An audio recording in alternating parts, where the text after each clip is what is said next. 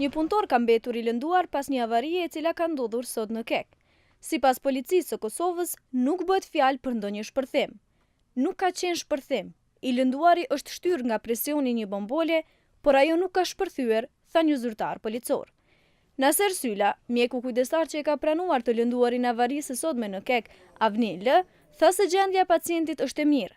Ai tregon se I lënduari ka dëmtime në fytyrë për çka është dërguar në repartin maksilofacial ku do t'i bëhet intervenimi në pjesët e lënduara të fytyrës.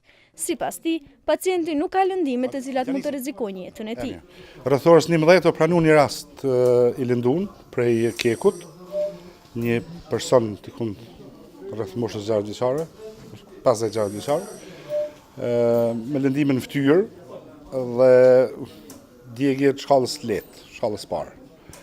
Rasti është ka trajtuar në kirurgjinë maksilofaciale, kështu që lëndimet nuk janë që kanosin jetën, nuk janë rrezik për jetë dhe pas tretmanit pacienti do të lëshohet.